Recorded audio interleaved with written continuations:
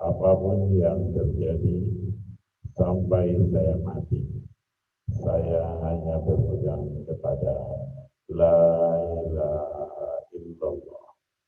Dengan ibunya, keyakinan yang kedua, pada suatu saat dia akan memiliki banyak rezeki, dan pada suatu saat rezeki yang dimilikinya itu akan mampu mencapai cita-citanya mendirikan masjid dan mendirikan pesantren dan mulai menerima santri untuk studi Al-Quran, terutama untuk Al-Quran.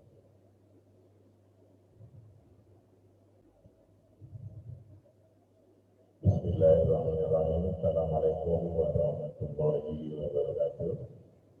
Selamat berjumpa kembali bersama saya, dan dalam kesempatan yang berbahagia ini kita masih akan membicarakan masalah pranasakti. Untuk berbicara tentang pranasakti, maka setidak-tidaknya kita harus menelusuri ada 3 variabel. Variabel yang pertama adalah tentang jurus-jurus atau gerak dari pranasakti. Variabel yang kedua adalah tentang sistem pernapasan pranasakti, dan variabel yang ketiga adalah tentang kaidah dan akidah pranasakti, di mana sebelumnya mengacu kepada kaidah dan akidah agama Islam, sesuatu yang sejalan atau sesuai dengan ajaran Islam kita teruskan di dalam pranasakti ini, sedangkan segala sesuatu yang bertentangan atau tidak sejalan dengan pranasakti tentu saja akan dihapuskan dan dibuang sejauh-jauh. Selain itu, satu hal lagi yang harus kita ketahui, sebagaimana diputuskan di dalam internal organisasi pranasakti, bahwa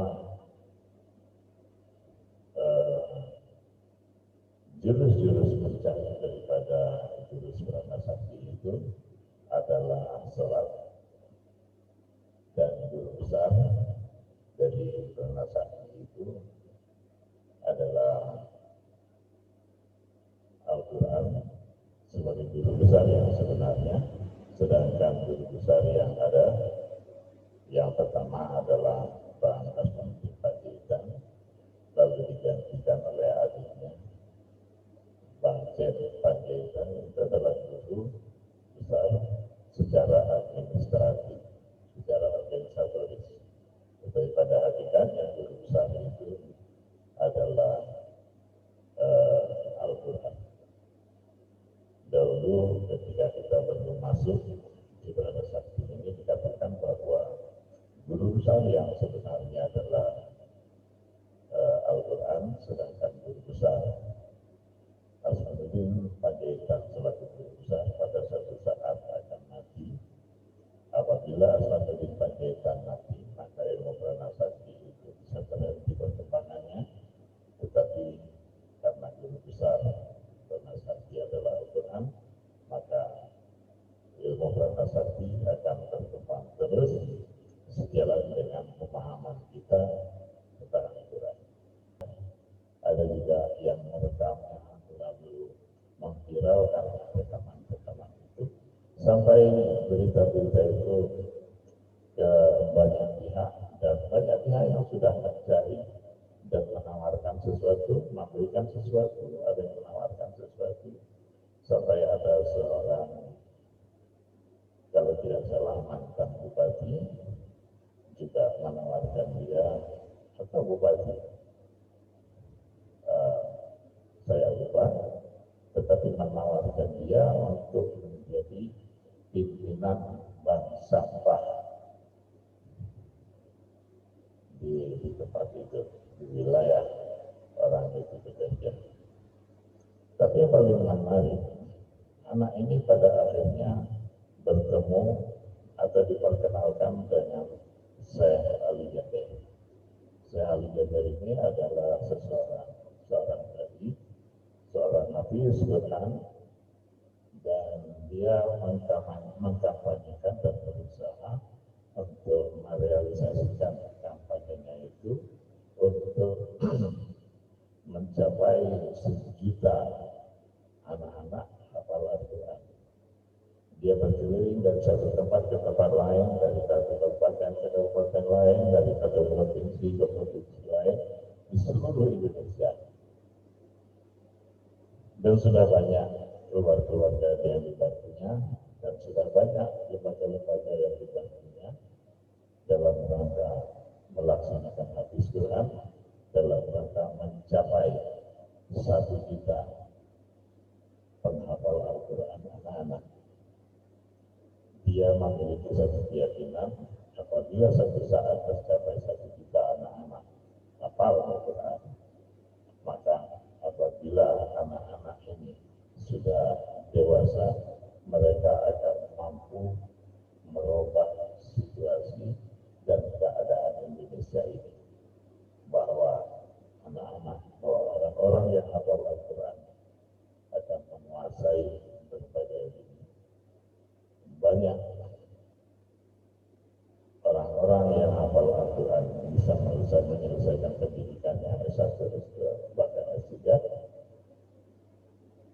Banyak mereka yang hafal Al-Quran ini nantinya akan bekerja di tempat-tempat yang strategis, apakah menyangkut masalah bisnis atau pelayanan-pelayanan masyarakat lainnya, akan menjadi pejabat tinggi, akan menjadi anggota DPR, DPRD, mungkin akan menjadi menteri, mungkin mereka juga akan menjadi wakil presiden, mungkin juga mereka akan menjadi presiden, dan lain sebagainya, yang terdiri dari orang-orang yang hafal Al-Quran. Kita berharap bukan saja 1 juta anak yang berhasil dididik atau diupayakan oleh Syekh Ali Jaber, tapi tentu saja berbagai lembaga pendidikan, lembaga-lembaga yang merasa sebagai lembaga dakwah Islamnya, maka walaupun tidak mencapai 1 juta, mereka sesuai dengan kemampuan mereka bisa menelurkan atau menghasilkan seseorang yang hafal Al-Quran, dan tidak tertutup kemungkinan karena sakti juga akan memiliki kemampuan untuk mengusahakan pendidikan penghafalan Al-Quran atau hafiz Al-Quran, dan itu merupakan sumbangan jumlah dari hafiz Al-Quran selain yang diusahakan oleh Syekh Ali Jaber yang 1 juta itu.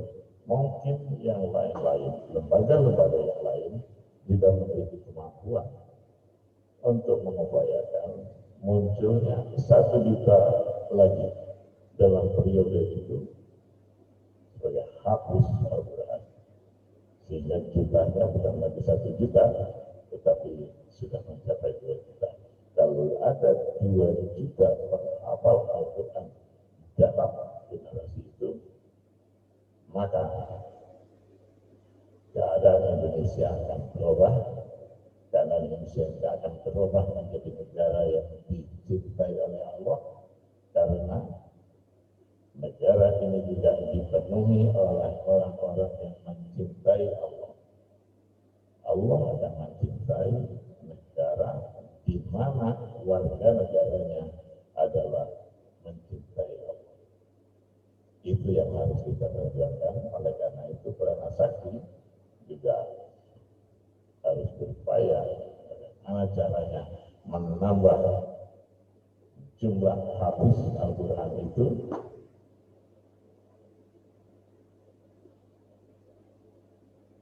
bagaimana caranya menambah jumlah hafiz Al-Quran itu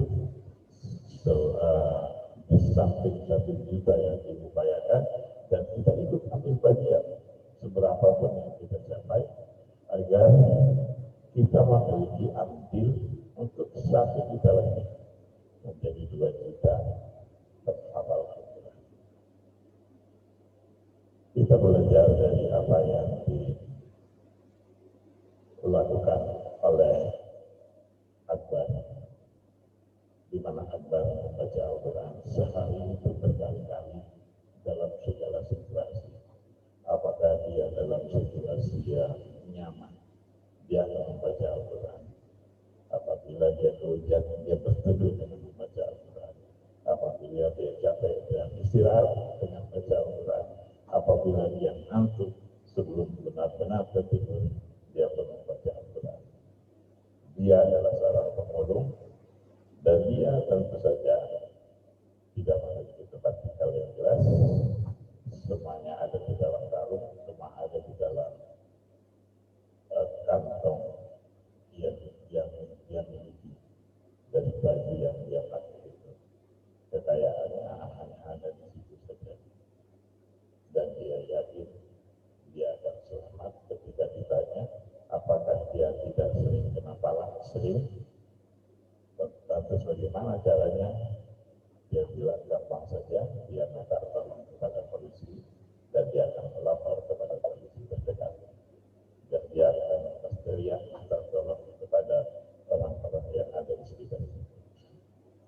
Dia tidak pernah memikirkan bagaimana cara tujuan untuk mendirikan pesantren yang dia idam-idamkan itu. Dia tidak pernah memikirkan bagaimana metode untuk menyelenggarakan pendidikan di pesantren yang akan dia bangun itu. Dia tidak pernah memikirkan bagaimana mencari uang untuk membiayai pesantren itu, tidak pernah memikirkan.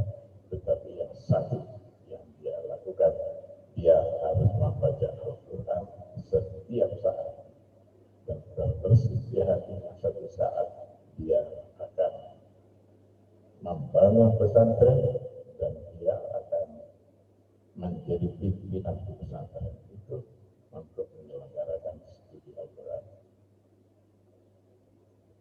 Luar biasa. Dan dia tidak mempunyai modal apa-apa kecuali modal semangat dan modal membaca Al-Quran. Dia dekatkan dirinya kepada Allah melalui Al-Quran itu, sampai pada satu saat Syekh Ali Jaber muncul dan berkenalan dengan anak ini. Sesudah itu Syekh Ali Jaber akan menamatkan, akan mendidik Akbar ini menjadi seorang hafiz Al-Quran 30 juz di tangan Syekh Ali Jaber. Setelah selesai 30 juz di tangan Syekh Ali Jaber, Syekh Ali Jaber akan mengirim dia ke Arab Saudi, dan Syekh Ali Jaber akan dimasukkan ke salah satu pesantren yang akan mengajarkan studi Al-Quran. Syekh Ali Jaber menginginkan Akbar akan menjadi seorang ahli Al-Quran dan akan menjadi seorang imam besar di Indonesia, pakar Al-Quran dan hafiz Al-Quran. Imam besar satu saat nanti akan muncul dari Garut, jalan kaki ke Bandung, jalan kaki ke Jakarta, dalam rangka untuk mencari tahu keberadaan ibunya. Itulah yang kita baca di medsos, dan banyak orang yang sangat tertarik dengan peristiwa-peristiwa yang luar biasa ini, dengan harapan mudah-mudahan apa yang kita itu terjadi. Dan satu hal lagi yang kita inginkan, marilah kita berlomba untuk mendampingi target Syekh Ali Jaber untuk mencetak 1 juta hafal Al-Quran, dan mari kita bantu semampu-mampu kita untuk menambahkan lebihnya, sehingga jumlah penghafal Al-Quran itu bukan 1 juta menjadi 2 juta. Kalau kita benar-benar akan menginginkan itu, dan kita benar-benar ingin berusaha dari satu langkah ke langkah berikutnya, ke langkah berikutnya, dan langkah berikutnya, maka 2 juta penghafal Al-Quran di satu generasi itu saja, insya Allah itu akan tercapai. selamat bekerja. Mari kita renungkan masalah ini. Terima kasih atas perhatian. Wabillahi taufiq wal hidayah. Assalamualaikum